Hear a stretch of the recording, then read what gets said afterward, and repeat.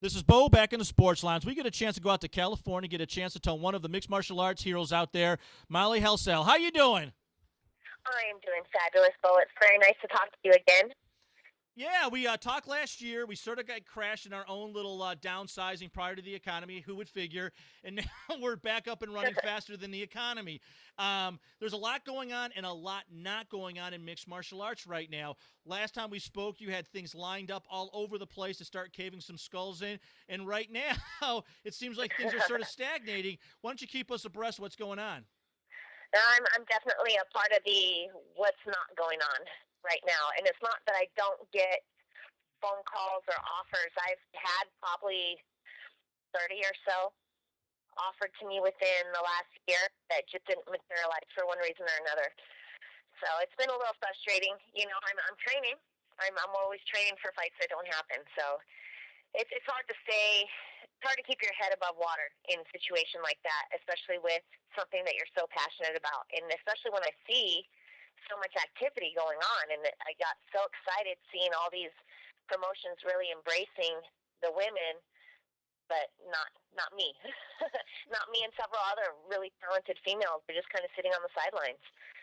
Yeah, I think Elite XC was great for a lot of us who were watching it because the women found these women that we talk to, we see YouTube on.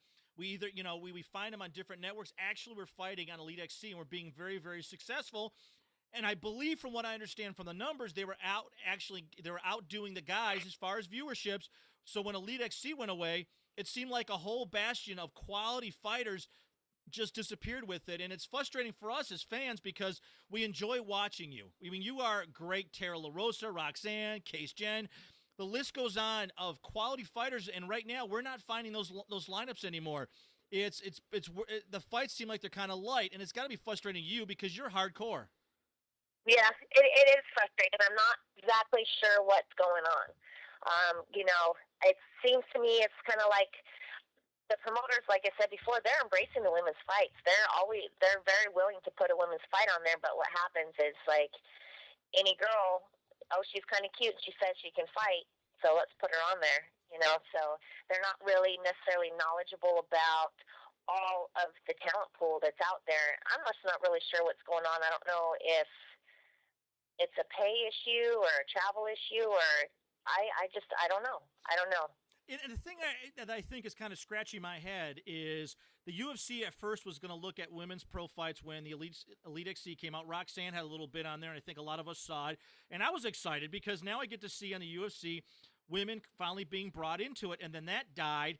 And now they're arranging, and I'll be honest. I mean, some of these fights they have are like Barbie doll fights, not to slam Barbie doll, the billion-dollar brand, but they got nothing but these models who are, in their own mind are talented at what they do, but they're not hardcore fighters. They don't know the moves. They're not, and it's almost like watching the WWE have their, wrestling match go on, and I think that's misrepresenting the sport, at least from my standpoint. Well, I know, and I guess I have mixed feelings about it because the good thing is that sport is growing. We're getting a lot of new faces in there. A lot of faces happen to be cute, and there's nothing wrong with a cute girl that's able to fight. Um, Gosh, I don't know. I No, just lost my train of thought actually, well, but no, it to be, just no, you're right because there was a, for example, we can draw parodies. As one, when you look at the men, Randy Couture isn't ugly. You can go on for the list, but Molly, you're not exactly a dog yourself. I mean, you photograph very well. You're a good fighter, and I think a lot of it comes down to is the fact that these promoters don't know. They really don't know what's yeah. going on out there because there wasn't. I mean, as a fan, I got sort of absorbed through Tara LaRosa and Shara Bailey, Shayna, is I kind of knew who these fighters were because first the name was out there. You go online and you have to really do some searching. But Mm-hmm. I just can't see how the promoters can be that clueless on scheduling real good fights. Yeah, I just don't know where it's going. Like I said before, I mean, part of it's a good thing that the sport is growing, but what I'm starting to see with a lot of the beginner fighters is they've got one or two pro fights and they're ready to be the next Gina Carano, and they're asking for ridiculous paydays and they want to handpick their opponents, and they just kind of want to pick and choose, and they're not about paying their dues at all, and it's frustrating to watch that happen and to still watch those girls that don't want to pay their dues, they're still getting the opportunities, and it's like, wait a minute, man, I like straight sacrificed my life for 10 years to the sport, and I don't really have anything to show for it. So it's a frustrating position to be in because I can't even get the opportunity to prove to the rest of the world that I belong there. Not only do you belong there, there's a whole group of you all that are in the same category where you guys are champions, you're prize fighters, and the promoters are sort of drawing in, the wimp factor. I mean, yeah, sure, the sport's growing, but it's sacrificing, the I guess the true poised champions because you have put your time in. But not only did you put your time in, you represent the sport well. You're good at what you do, and you handle the media well. It seems like the promoters are taking the easy way out. That oh yeah, the guys will say oh they'll tune in. I think a lot of promoters are misrepresenting the sport. Some of these paydays they have are. I don't want to say ridiculous because I don't want to fault anybody for making money, but they're picking ridiculous money for fighters that aren't proven where they're going to put on a show because they're not. I mean, Right. I get Vice bored. versa. Like the veteran fighters are getting offered $600 to fight.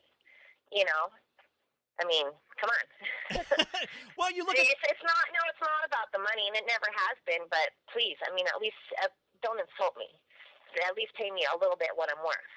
well, I think prior to last year, there was. It looks like there was Mo in the momentum, and the momentum sort of just as the economy tanked. They were trying to go for a different factor, and to be honest with you, with my contacts that I have, a lot of people are frustrated because they're not the decision makers. Whoever's making the decision in Right. these are making poor decisions, and I really believe in my heart that this year somebody's going to come along and promote the sport correctly, and it's going to be a national TV event. It's going to be a knockout, drag out, blowout event. We're all hoping the UFC is going to be that, but I just can't see. I just don't know what organization that has the power to step in and do that. Well, I think Strike Force has been on the right track.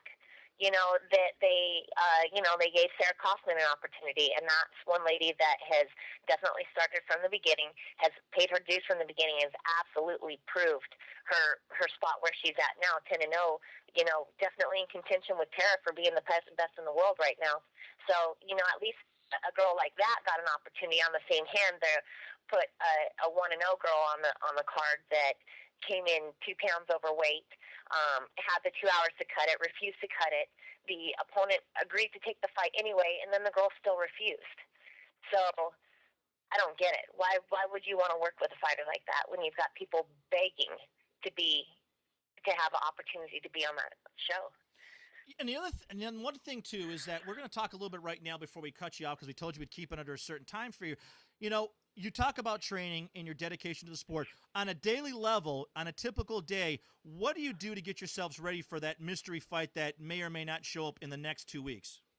It just kind of depends. Like when I'm in maintenance mode, I'm training between 4 and 5 days a week, maybe one session a day. When I get a call for a fight, I immediately increase those sessions to 2 a day and 6 or 7 days a week. So, I'll do that as long as I can. Even sometimes when I get the call that the fight's canceled, I'm an internal optimistic. So I keep, well, maybe they'll find a replacement. Maybe they'll do this or maybe they'll do that. And I'll keep myself to the ringer. And then it'll just say, oh, sorry, Molly, it's just really not going to happen. And, then you just go home and get a little depressed and take a day or two off and get back at it again. But it's hard to put yourself through that for nothing. Yeah. Every time, and I'm constantly looking for new ways to motivate myself and new avenues to keep growing through. And at this point, I get a lot of motivation from helping some of the other women in town that are pursuing the sport, and they're very serious. And I support where they're coming from because I see serious and dedication with them, and that's the kind of up and comers that I want to support getting into these shows. People that are serious about the sport and are willing to pay their dues to get there. Absolutely. Molly, I want to say thanks for showing up and being so strong. We're going to ask you to stay on the line just a second as we sign off. Is that all right? Sure.